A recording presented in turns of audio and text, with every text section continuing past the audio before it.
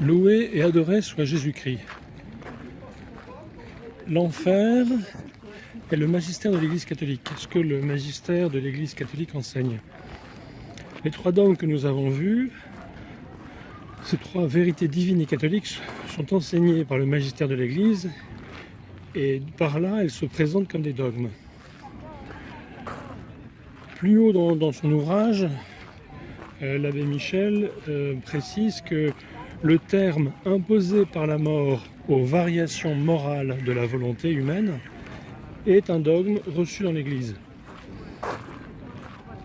et qu'il avait à lui seul suffi à faire rejeter l'hérésie contraire de l'origénisme. L'origénisme, c'est l'idée qu'après la mort, il pourrait y avoir un rétablissement, une conversion des démons et des pécheurs. Or, l'enfer éternel est nécessairement inclus dans la fixité de la volonté de l'impie, dans le mal.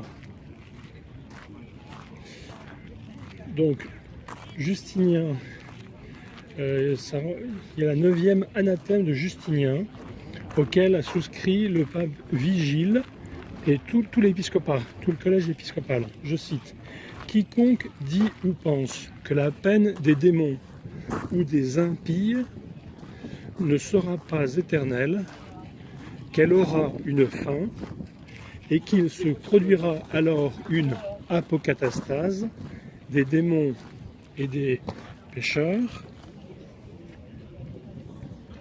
Pardon, je me suis trompé, c'est des démons et des impies, qu'ils soient anathèmes. Fin de citation.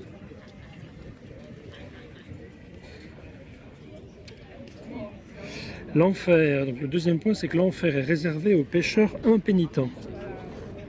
Sur ce point, il y a eu un certain flottement, dit l'abbé Michel, dans la pensée de toute une école au 5e siècle, donc de l'an 401 à l'an 500. Ce qu'on appelle les miséricordieux, réservés aux seuls impies, c'est-à-dire aux infidèles, aux incrédules et aussi aux hérétiques obstinés, le châtiment des peines éternelles.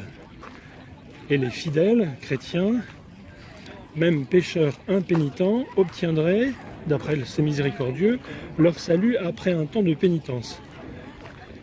L'abbé Michel dit même que Saint Jérôme, il semble que même Saint Jérôme se soit rallié à cette opinion, mais que l'erreur d'un docteur n'engage pas l'enseignement authentique de l'Église. La distinction entre les impies et les fidèles n'a aucun écho dans la tradition catholique, aucune racine dans l'Écriture.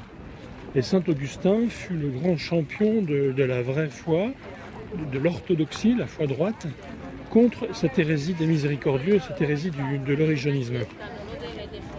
On trouve ça notamment, c'est dans la Cité de Dieu, je crois que c'est dans les livres 20 et suivants. Je ne suis pas sûr de cette référence.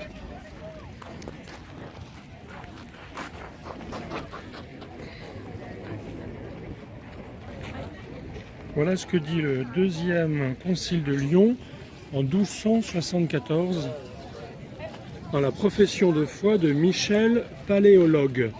Je cite: « Les âmes de ceux qui meurent en état de péché mortel ou avec le seul péché originel descendent aussitôt en enfer pour y subir des peines différentes. » Et le concile de Florence en Italie, et Lyon c'était la France, en 1439 reprend cette affirmation en précisant qu'il s'agit des pécheurs décédés en état de péché mortel actuel ou avec le péché originel.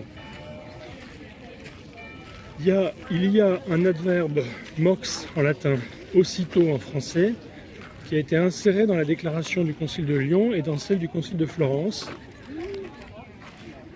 Et cette insertion du aussitôt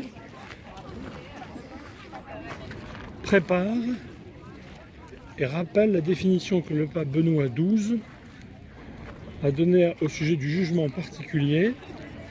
Voilà ce que dit le pape Benoît XII: « Les âmes de ceux qui meurent en état de péché mortel actuels descendent aussitôt », ou autre traduction, on pourrait traduire immédiatement, après leur mort,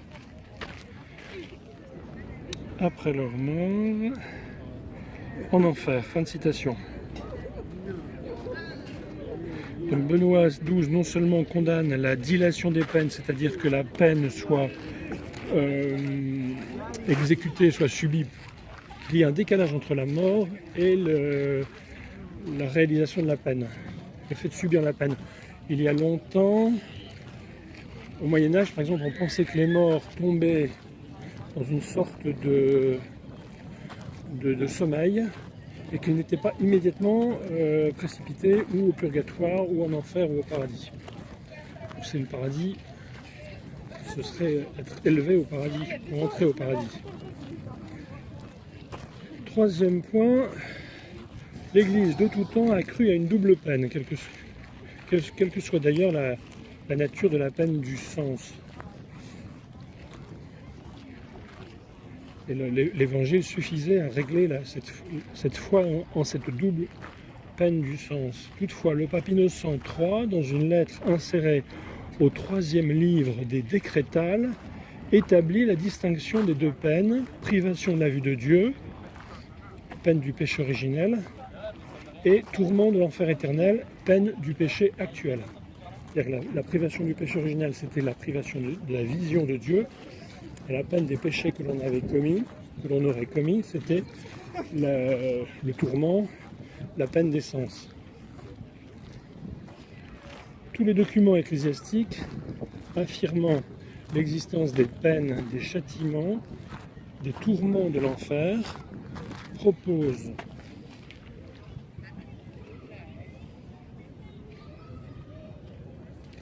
équivalemment à notre croyance la double peine du Dan et du sens.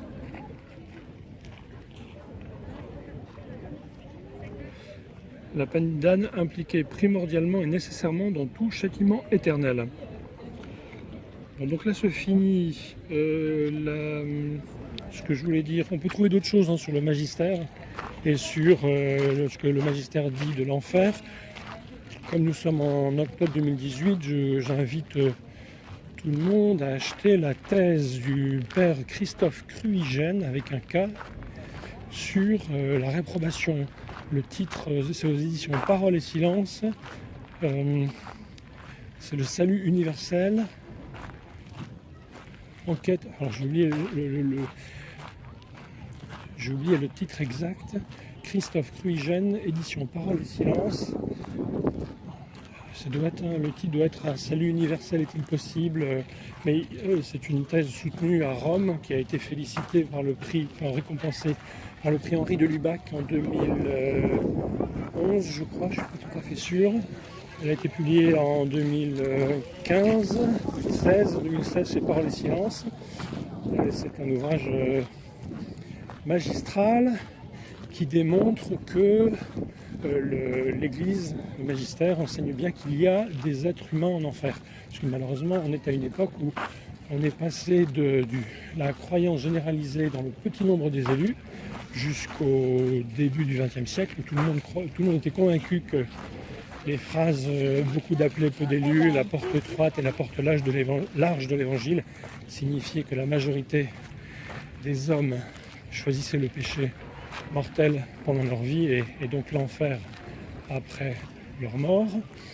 On est passé de cette conviction généralisée à le fait que maintenant on en est même à ce que des gens se doutent qu'il y ait une seule personne en enfer, et même pour Judas, alors que l'Écriture sainte nous enseigne notamment dans l'Évangile, Jean chapitre 17, il eût mieux valu pour lui de ne pas être né. Ah bon, c'est un autre sujet, mais je vous invite acheter le livre du père Christophe Cruigène, cette thèse de théologie qui est extraordinaire, et elle contient tout un chapitre sur le magistère, bien plus détaillé que ce que je vous ai lu, et que ce que l'on trouve dans le livre du père Albert Michel. Autrement, vous pouvez aussi trouver dans le Dictionnaire de théologie catholique, qui est une encyclopédie de très bonne qualité, du début du XXe siècle jusqu'à la Deuxième Guerre mondiale, qu'on trouve dans les bibliothèques des congrégations religieuses, des séminaires, des évêchés, un article en fer qui est très bien documenté. Fichier vidéo réalisé pour jésusmarie.com, placé dans le domaine public. Et la suite, ce sera les vérités théologiquement certaines.